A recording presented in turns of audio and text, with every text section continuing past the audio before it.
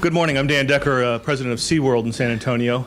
Cassandra's elected to, she's done a lot of work on this, so she asked me to come up and talk about it.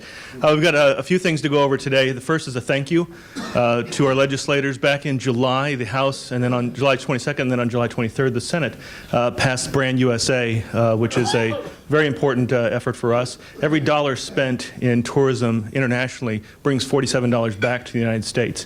San Antonio being the #1 tourist destination in the state of Texas, and Texas being #3 in the country, it's vitally important for that. So we want to say thank you to our legislators for doing that. Something that we've been working on for years is through this effort coming to D.C. With that, we're also going to talk about the World Heritage designation. That is coming up in May, and then again in the actual designation happening in July in Germany. And the effort there is to really place the San Antonio missions, including the Alamo, on as a World Heritage designation. That will put us up there with the Statue of Liberty, the Grand Canyon, Yellowstone Park, places like that. And that drives visitors both internationally and domestically to come to our city and visit the missions, and puts them at another level. So very important to us. There's a lot of work coming up very, very soon to make sure that happens.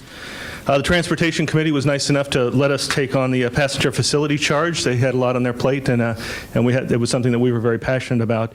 And what this is back in 2000, the passenger facility charge was capped at $4.50 per passenger for each airport.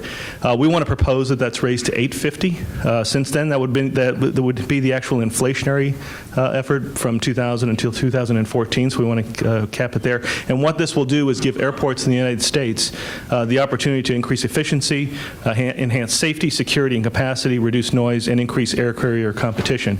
So I think that's vitally important. Right now, 1 in 5 flights are delayed. Many of you may have experienced it on the way here to D.C. this time. So I know I did. So lastly, only one of our Texas legislators is on the Tourism Caucus. And so we think it's important that all of them at least get on the caucus. It's not time-consuming, provides them a lot of information.